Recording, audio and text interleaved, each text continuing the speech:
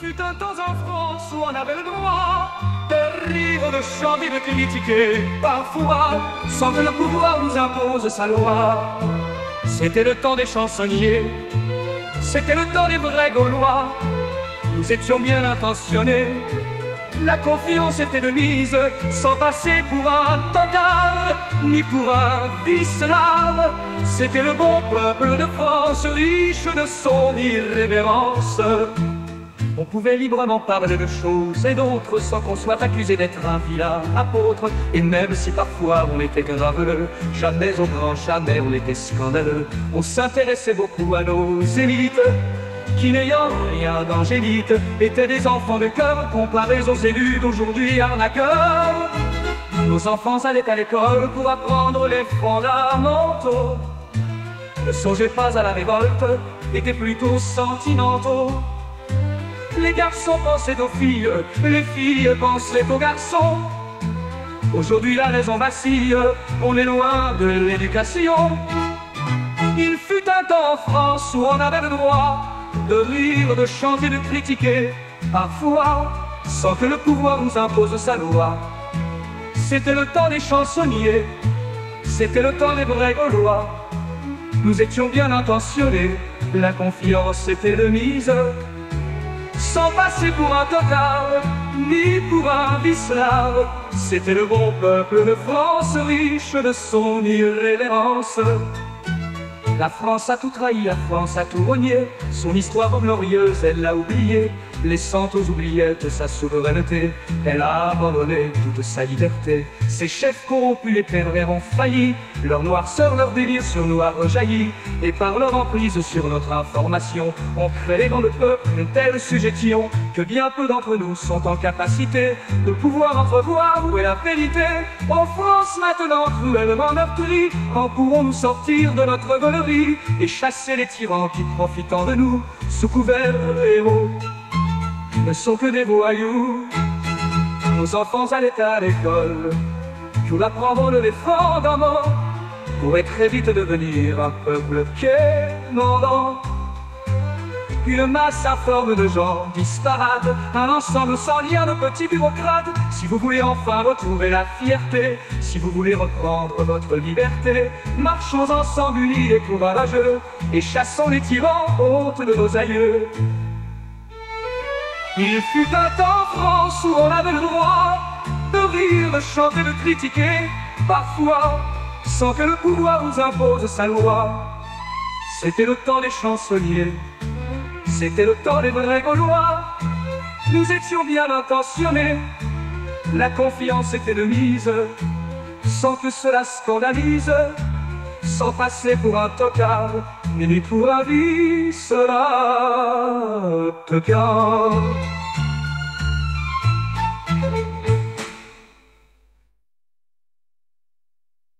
Soyez certains, peuple de France, que notre France d'antan pourrait très vite devenir un peuple quémandant, une masse informe de gens disparates, un ensemble sans lien de petits bureaucrates. Si vous voulez enfin retrouver la fierté, si vous voulez reprendre votre liberté, marchons ensemble, unis et courageux, et chassons les tyrans, honte de nos aïeux.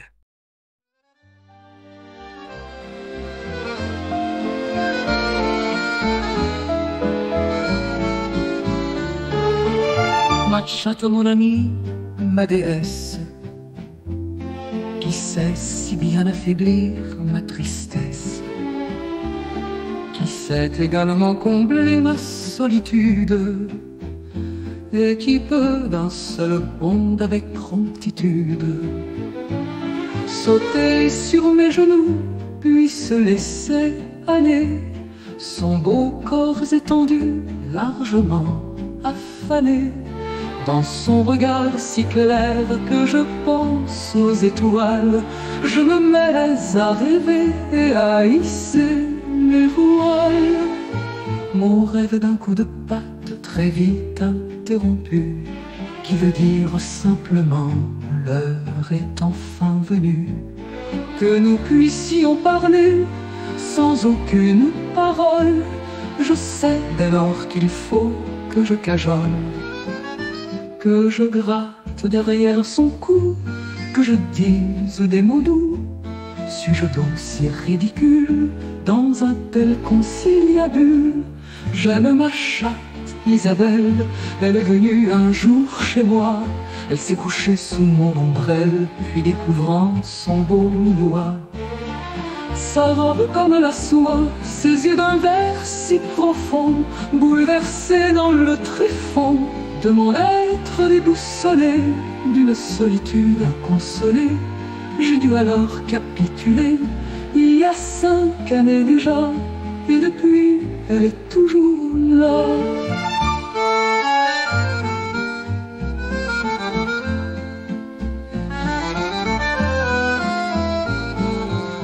Nous sommes des amis, de ça je suis certain. Ce qui ne veut pas dire que ma chatte Isabelle soit toujours dans mes pieds à tenir la chandelle. Elle est indépendante et suivant son instinct. Elle sent toujours à chaque instant ce qu'elle doit faire, venir auprès de moi ou bien se détourner. Elle n'en met pas longtemps à se déterminer, souvent me regardant alors qu'elle est à terre. Elle miaule puis soudain, suivant mon attitude, se décide à partir ou bien à câliner.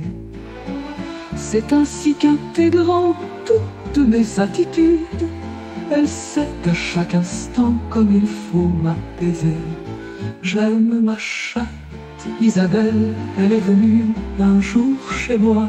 Elle s'est couchée sous mon ombrelle, puis découvrant son beau minois. Sa robe comme la soie, ses yeux d'un vert si profond, bouleversés dans le tréfonds de mon être déboussolé, d'une solitude inconsolée. J'ai dû alors capituler, il y a 5 années déjà, et depuis, elle est toujours là.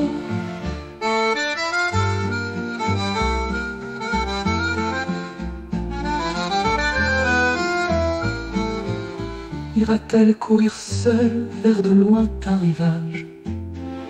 Toutes ces pensées qui courent dans ma tête, il semblerait parfois qu'elle les comprenne aussi. Elle est beaucoup moins calme quand je suis en souci, et elle en oublie de me faire des fêtes.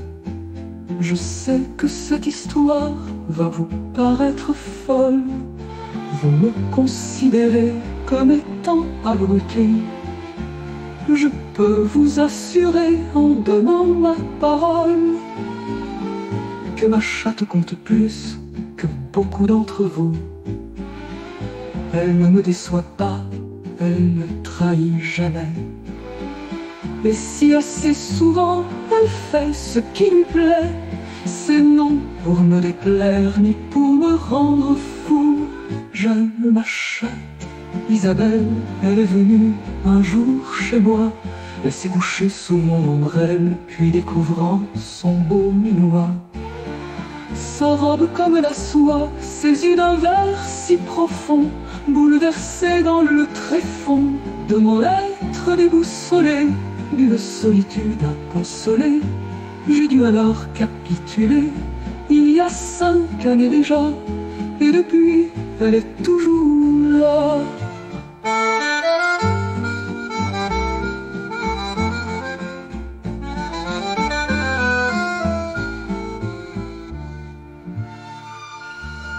J'ai menti, j'ai volé, j'ai tué, je suis un homme politique. J'ai menti, j'ai volé, j'ai tué, je suis content quand je vous nique.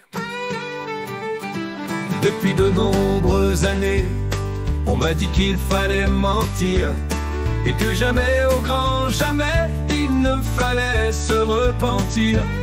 Ceux qui par malheur le faisaient se sont vite fait dézinguer, car il faut dans nos sociétés ne jamais dire la vérité.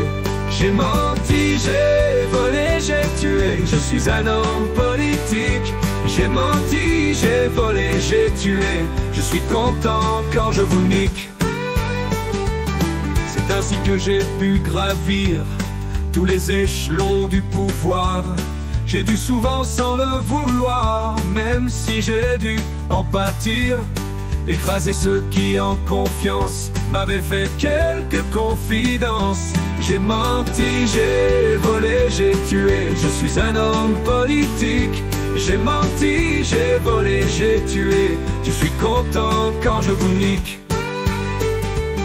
J'ai profité des indécis, des pervers et des psychopathes. Ils m'ont d'ailleurs beaucoup appris, j'en ai eu gros sur la patate. Quand j'ai dû pour être initié, très souvent me faire éduquer. J'ai menti, j'ai volé, j'ai tué, je suis un homme politique. J'ai menti, j'ai volé, j'ai tué, je suis content quand je vous nique. Enfin tout ça a une fin, maintenant je suis établi. Je suis arrivé au sommet, ce qui ne m'a pas surpris. C'était écrit, c'est mon destin. Ceux qui m'ont mis au pouvoir, qui ont en moi mis leur espoir de faire en sorte que leur puissance puisse enfin effacer la France, sont tellement contents d'eux que leur caractère belliqueux va les mener dans le tombeau. Je dois sortir de ce chaos. J'ai menti, j'ai volé, j'ai tué, je suis un homme politique. J'ai menti, j'ai volé, j'ai tué, je suis content quand je vous nique. Vous ne m'avez pas compris, quand on assume de lourdes charges, on doit faire des compromis, même si parfois on enrage. Ne pas pouvoir se gaver autant qu'on le mériterait. Je dois maintenant vous quitter, vous allez être dans la merde. Vous l'avez bien mérité, c'est pour ça que je vous emmerde.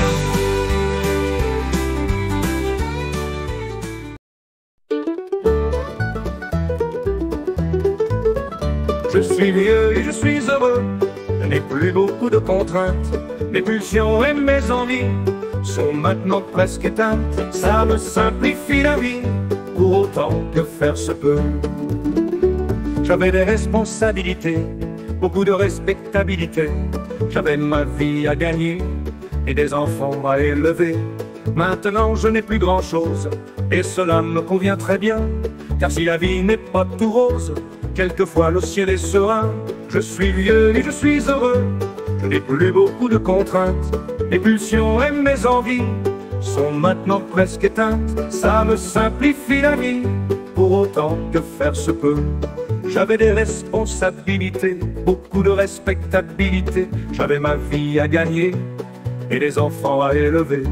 Maintenant je n'ai plus grand chose, et cela me convient très bien.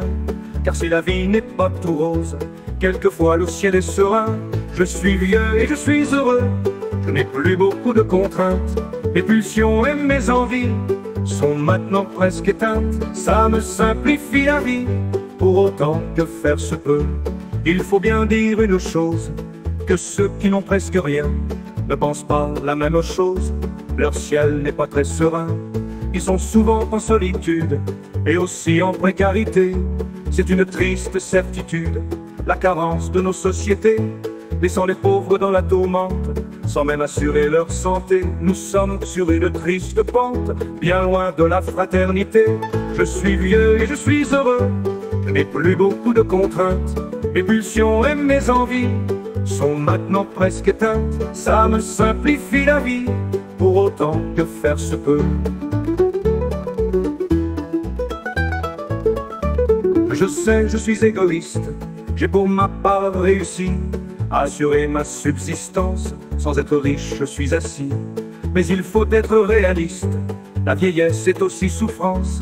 Être vieux sans être impotent, une compagne bienveillante, c'est du bonheur pour un moment. On ne compte plus le temps, on laisse filer les heures. On somnole, on marche, on apprend, on ne pense pas au malheur. La vie s'écoule accueillante, je suis vieux et je suis heureux. Je n'ai plus beaucoup de contraintes, mes pulsions et mes envies sont maintenant presque éteintes. Ça me simplifie la vie, pour autant que faire se peut. Voilà ce qui vous attend, si vous avez un jour la chance d'être vieux même un court instant, pensez-y donc dès maintenant.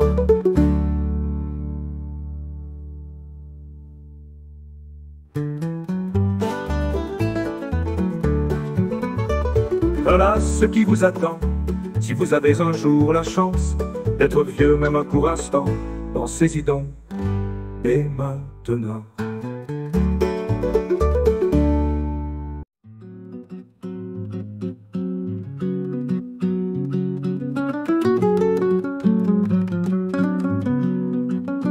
Je vais tout vous dévoiler, car il faut maintenant assumer.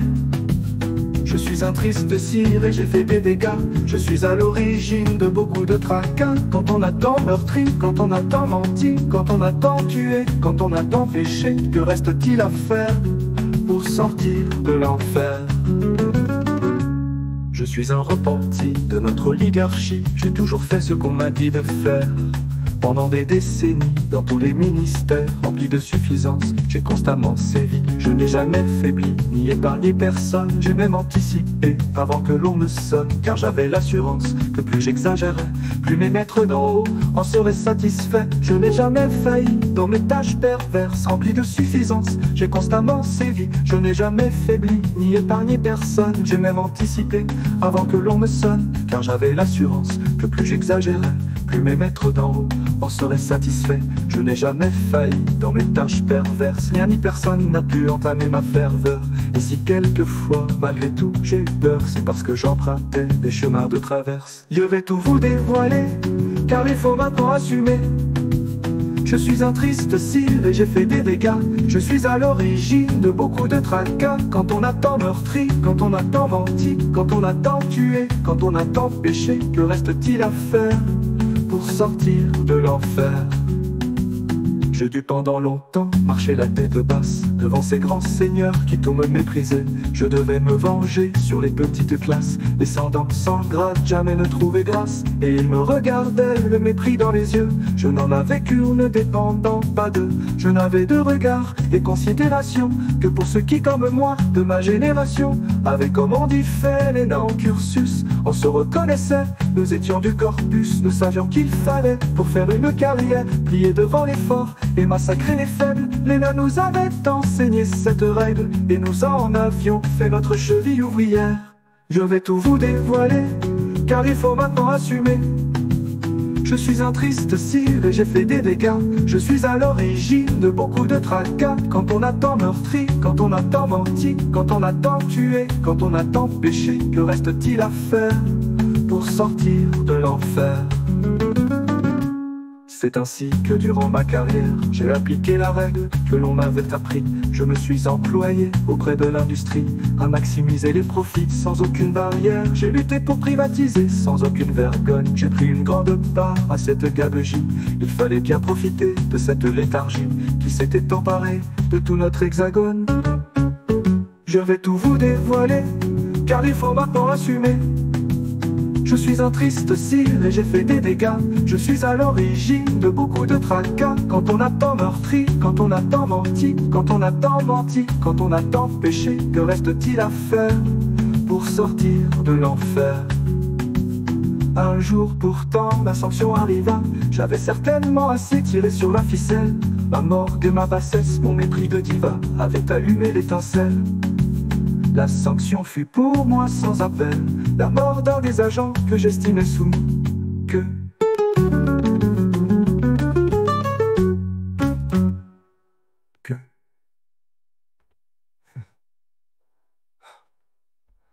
Un jour pourtant la sanction arriva. J'avais certainement assez tiré sur la ficelle. Ma mort, ma bassesse, mon mépris de diva avait allumé l'étincelle. La sanction fut pour moi sans appel, la mort d'un des agents que j'estimais soumis. Que j'avais maltraité en pourrissant sa vie, et durant des années je ne lui ai pas dit que son travail de qualité m'avait beaucoup servi dans sa globalité. Je ne lui ai jamais dit que je me respectais et que j'étais si con de n'avoir pas compris ce qui est important pour parfaire une vie. Tout ce qui dans ma casse souvent me révoltait, aujourd'hui mais trop tard devient clair à mes yeux que cette mort atroce, et c'est mon plus cher vœu, puisse permettre enfin à des gens comme moi d'éclairer leur conscience et leur montrer la voie. C'est tout ce que je souhaite, pour moi il est trop tard, je tire le rideau et vous dis au revoir.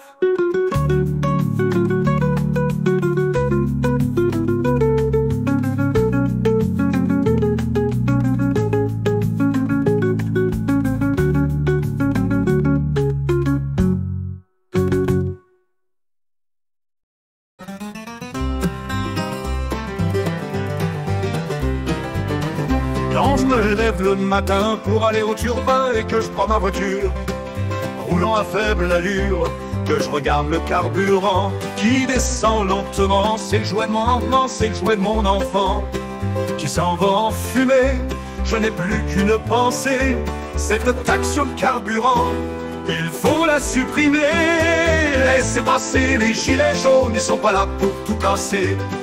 Laissez passer les gilets jaunes, ils sont là pour manifester. Laissez passer les gilets jaunes, car la colère est dans la rue. Laissez passer les gilets jaunes, c'est trop tard. Macron, t'es foutu. Les riches, y en a toujours eu. Les pauvres, y en a de plus en plus. Les riches, tu leur prends 1 euro, ils savent même pas ce qui leur arrive. Les pauvres, tu leur prends 1 euro, alors ils partent à la dérive. Les riches, faut pas les toucher, car c'est d'eux que vient le pognon.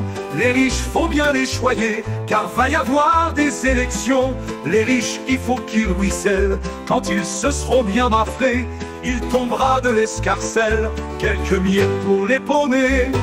Laissez passer les gilets jaunes, ils sont pas là pour tout casser. Laissez passer les gilets jaunes, ils sont là pour manifester.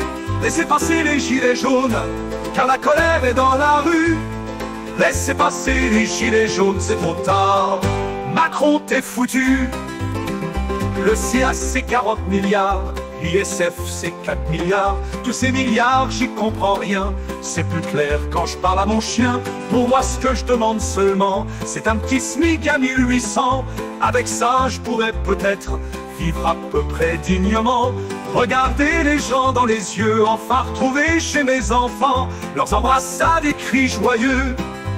Si cette Europe qui nous enserre, nous opprime et nous asservit, ne change pas ses manières, ce sera alors notre vie que nous aurons à défendre contre toutes les oppressions que nous devrons alors pourfendre. Nous sommes prêts à ces extrêmes si nous n'avons compréhension de tous les maux que nous assène cette Europe des compromissions.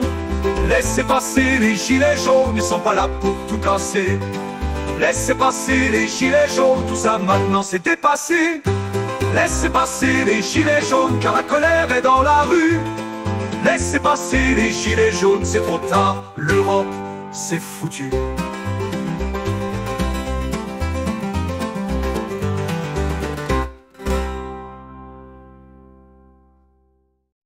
Mais suspendu, je suis suspendu par des corrompus. Ma vie a basculé, ils m'ont crucifié. Tout ce à quoi j'ai cru a été effacé. Pourquoi cette torture? Pourquoi nous effacer? Sommes-nous des ordures juste bonnes à jeter?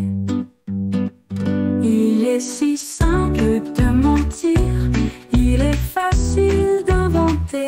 Et quand on n'a plus rien à dire, on se doit de fabuler. C'est ainsi que pour nous punir, de ne pas nous déculotter, de ne pas croire à leur délire, on nous a tous ostracisés, mis au banc de la société. Une situation inventée, sans ressources et sans garantie, la destruction de notre vie. Il est si simple de mentir, il est facile d'inventer. Et quand on n'a plus rien à dire, on se doit de tout inventer.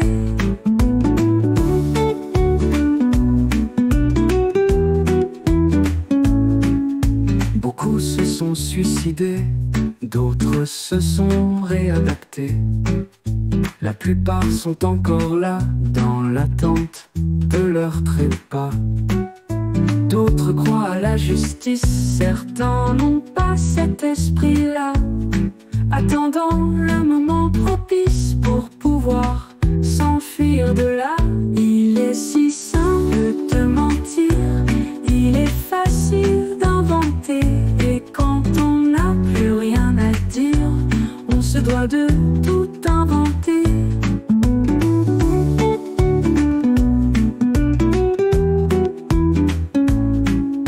Comment ne pas les comprendre?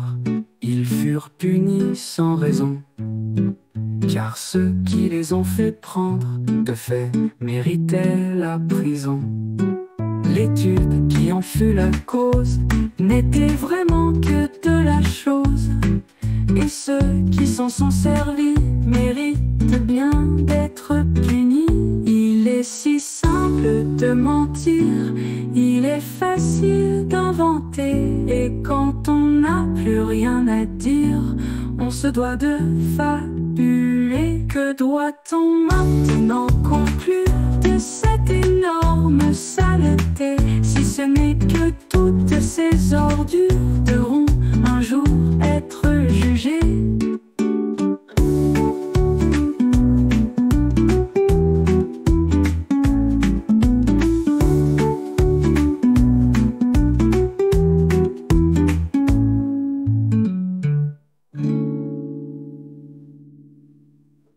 Que doit-on maintenant conclure de cette énorme saleté, si ce n'est que toutes ces ordures devront un jour être jugées? La complainte de l'union, vous tous qui dormez encore, en pensant que l'union vous réveille, qu'elle va être une fois encore une force qui vous émerveille. Soyez sûr que dans vos délires, dans vos projets les plus fous, rien ne sera aussi relou que ce qu'elle pourra produire. Oh, union chérie si prospère, qui nous protège et enrichit, qu'en sera-t-il de nos vies quand nous partirons à la guerre?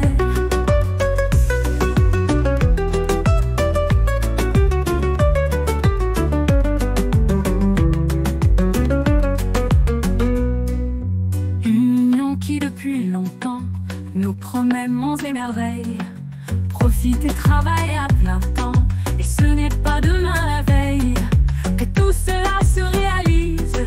Ursula a d'autres idées, bien d'autres chats à fouetter, il faut qu'on vous le dise. Oh, union chérie si prospère, qui nous protège et enrichit, qu'en sera-t-il de nos vies quand nous partirons à la guerre?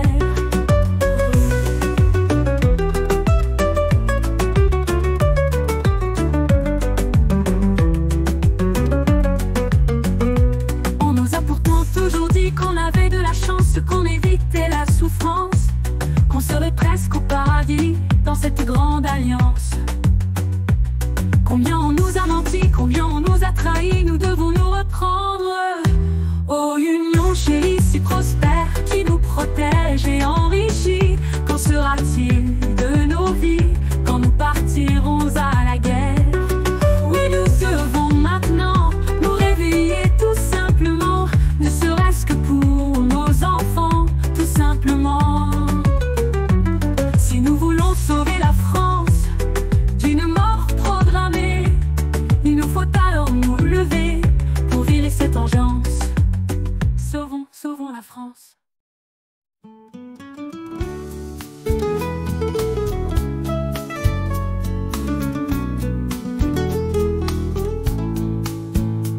Cette mine du Nord qui emplira ma vie, cette mine de mort qui un soir de septembre me retira un père sans autre préavis, le cœur transpercé avant que de comprendre.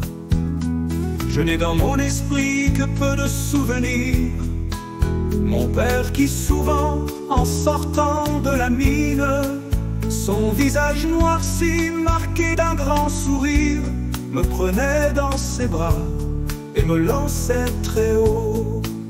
ma mère qui criait, retenant son chapeau. Elle était encore si jeune et dans un si beau rire, tendait les bras vers moi comme pour me retenir. Cette image toujours en moi sera gravée comme une belle histoire encore inachevée. Mine de ma jeunesse, mine de mon désespoir, tu es toujours présente au tréfonds de mon cœur. Et si parfois je pense remporter la victoire, tu es encore vivante, j'en ressens la douleur. La mine était présente chaque heure de notre vie, jamais elle ne lâchait, nous étions sous emprise. Rien ne pouvait se faire sans qu'on nous autorise. Et si quelqu'un partait hors des sentiers battus, très vite il renonçait, devenant convaincu qu'il faisait fausse route et changeait d'avis. Sans être malheureux, mon père disait souvent: si vous saviez comment c'était en Pologne, mes enfants, vous ne seriez pas à vous plaindre de notre pauvreté. Vous pouvez aller à l'école sans animosité. Rappelez-vous bien mes paroles, rien ne vaut la liberté. Mon père faisait partie de cette génération où il est malvenu de remettre en question tout ce qui peut ressembler à une autorité. Cela lui permettait d'être en sécurité. Du moins il le croyait, car il était sincère. Il voulait avant tout éviter la misère. Il gardait toujours à l'esprit ses racines et nous disait souvent: gardez présent en vous vos origines. Elles permettront souvent de vous faire progresser. Quand on sait d'où on vient, comment savoir où nous devons aller? C'était un homme droit, dur au travail et très attentionné. Il n'a jamais brusqué ma mère, même en étant fâché. Mine de ma jeunesse, mine de mon désespoir, tu es toujours présente au tréfonds de mon cœur.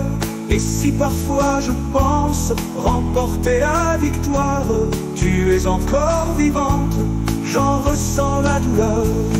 Nous étions donc heureux, la vie était paisible, bien qu'il y eût quelquefois des accidents terribles. Ma mère vaquait à ses occupations, moi j'allais à l'école pour mon éducation. Je dois dire comme enfant de la mine que je m'en sortais bien étant toujours en tête. Mon père était heureux et nous faisions la fête.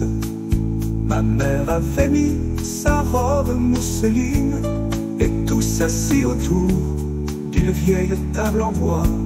Nous mangions son gâteau et chantions quelquefois.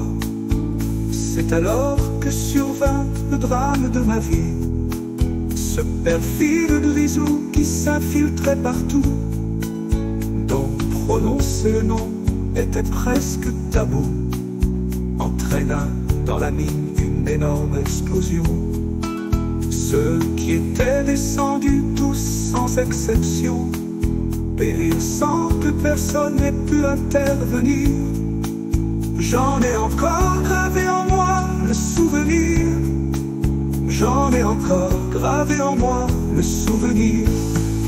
Mine de ma jeunesse, mine de mon désespoir, tu es toujours présente au tréfonds de mon cœur.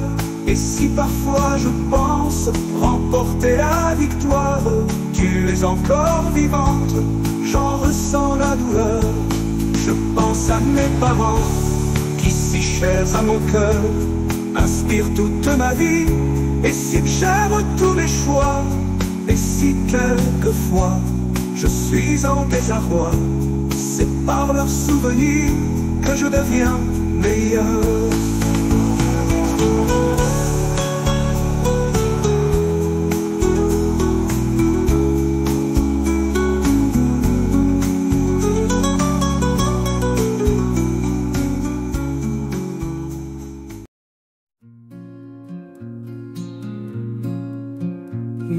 fantôme, une ville meurtrie, une ville d'où s'élève à chaque instant des cris, où des enfants pleurent, cherchent sous les décombres des parents disparus et qui sont en grand nombre, où des chiens errent agressifs, perdus et affamés, où des femmes rendues folles, courtes et chevelées, même s'il est maintenant interdit d'en parler, dans notre beau pays, aujourd'hui bâillonné. Tout être possédant un peu d'humanité ne peut que réfléchir et être révolté. Quelles que soient les raisons, quelles que soient les passions, comment peut-on permettre une telle barbarie? Au nom de quoi, au nom de qui? Nous n'avons plus la mémoire des événements passés, ou plutôt nous l'avons encore, mais totalement biaisée. C'est celle qu'on nous impose, journée après journée. Faits et nouvelles trafiquées, on veut nous manipuler, façonner la mémoire et nous faire accepter, en falsifiant l'histoire de faits sans justifier, nous amenant à croire sans pouvoir vérifier ce qu'ils veulent nous imposer. Nous garderons toujours au fond de notre cœur le souvenir affreux de cette vilenie. Un peuple sûr de lui, fier et dominateur, exterminant un peuple frère mais meurtri. Quelles que soient les raisons, quelles que soient les passions, comment peut-on permettre une telle barbarie? Au nom de quoi, au nom de qui?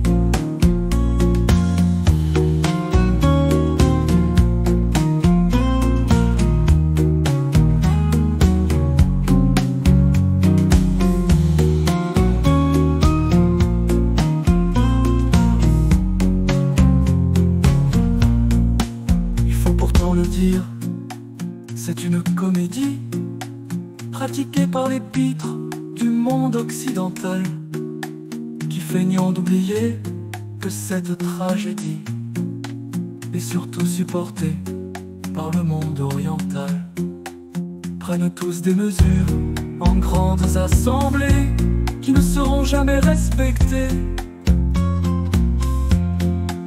Occident dérisoire, Occident corrompu, ton avenir est sombre et tu es confondu. Beaucoup se sont éveillés, beaucoup vont se révolter. Les citoyens, quelles que soient leurs idées, leurs croyances, ne pourront accepter une telle déviance. Quand ils auront compris où on veut les conduire, alors soyez certains, il pourra vous en cuire. Quelles que soient les raisons, quelles que soient les passions, comment peut-on permettre une telle barbarie? Au nom de quoi, au nom de qui? Quelles que soient les raisons, quelles que soient les passions, comment peut-on permettre une telle barbarie? Au nom de quoi, au nom de qui?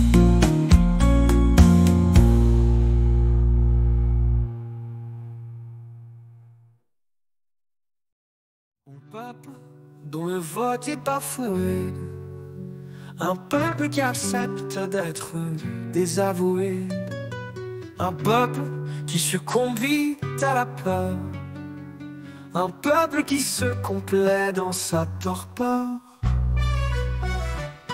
un peuple qui condamne ceux qui résistent, un peuple qui rejette les souverainistes, un peuple qui admet le libertinage. Un tel peuple enfin mérite l'esclavage.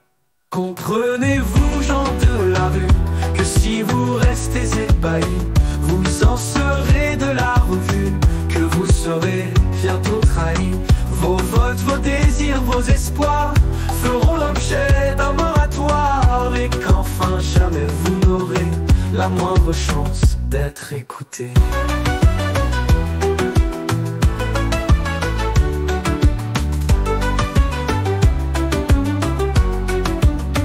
Un peuple qui est prêt à perdre sa liberté, Un peuple qui admet d'être tant détesté, un peuple qui se résigne et détournant le regard, un peuple qui écoute ses politicards, un peuple refusant les efforts pour savoir, un peuple qui passif attend de recevoir, un peuple qui ne veut plus se battre, un peuple qui idolâtre, un peuple irréfléchi qui génère le clivage.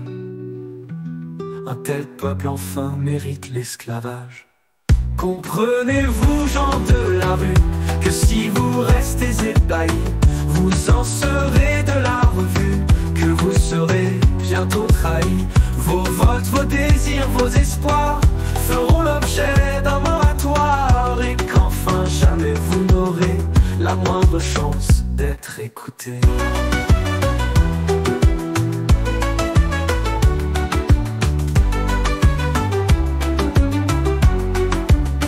Un peuple qui ne sait plus parler fraternité, un peuple qui refuse d'entendre la vérité, un peuple qui accepte la dépravation des enfants, un peuple qui condamne en offensant, un peuple qui accepte sans réfléchir, un peuple qui ne pense qu'au loisir, un peuple qui oublie ce que veut dire devoir, un peuple qui oublie qui détient le pouvoir, un peuple qui oublie la notion de servir, un peuple qui oublie ce que veut dire agir, un peuple qui n'accepte l'autre qu'à son image. Un tel peuple enfin mérite l'esclavage.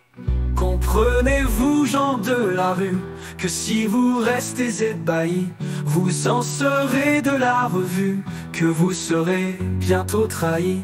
Vos votes, vos désirs, vos espoirs feront l'objet d'un moratoire, et qu'enfin jamais vous n'aurez la moindre chance d'être écouté.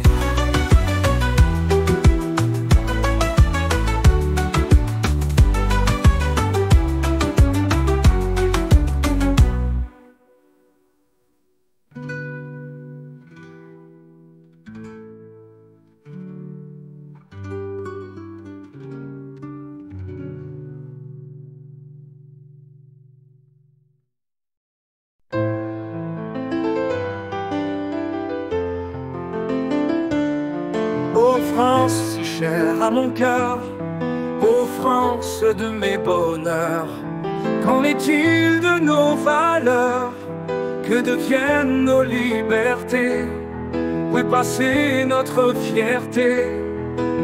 France que j'ai connue, qu'es-tu maintenant devenue?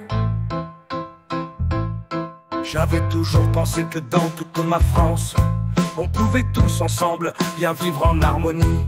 Je n'aurais jamais cru, malgré nos différences, que nous serions un jour en complète agonie. Or, c'est en effet de cela qu'il s'agit. La France n'est plus le pays des Lumières, elle est devenue rancunière. Et pour peu que l'on soit dans la contradiction, vous êtes condamnés à la démolition. Une seule pensée, une seule conduite, sinon attention les poursuites. Ô France, si chère à mon cœur, ô France de mes bonheurs, qu'en est-il de nos valeurs? Que deviennent nos libertés? Où est passée notre fierté? France que j'ai connue, qu'es-tu maintenant devenue? Je me souviens aussi qu'autrefois dans les rues, nos femmes sans souci pouvaient déambuler. Or personne aujourd'hui ne pourrait affirmer: ma femme peut bien sûr sans aucun imprévu circuler librement comme elle en a le droit, sans qu'un individu la voie comme une proie. Les villes sont devenues comme une sorte de jungle, des hommes recherchant des femmes à agresser, arpentant les trottoirs, laissant s'exacerber, n'ayant aucune règle qui puisse les contraindre, aucune peur, aucune hésitation. Ils sont dans un pays où ils ont permission de tuer, de violer ou autre baliverne. Ils auront la clémence de ceux qui nous gouvernent. Ô France, si chère à mon cœur, ô France de mes bonheurs, qu'en est-il de nos valeurs? Que deviennent nos libertés? Où est passée notre fierté? France que j'ai connue, qu'es-tu maintenant devenue? Enfin, car il faut bien clore la liste des griefs, des erreurs et toute vilenie dont la caste a couvert notre très beau pays. Je voudrais vous parler de notre presse surréaliste, où sont passés les journalistes qui faisaient consciencieusement un travail de recherche avec pugnacité pour pouvoir au public offrir la vérité. Ils ont maintenant disparu du pays, remplacés par des clones, animés par des gens dont le seul intérêt guide la stratégie. Ils ne demandent pas que l'on soit exigeant, ils n'exigent jamais la bonne information, ils veulent simplement la manipulation. Ô France, chère à mon cœur, ô France de mes bonheurs, qu'en est-il de nos valeurs? Que deviennent nos libertés? Où est passée notre fierté? France que j'ai connue, qu'es-tu maintenant devenue?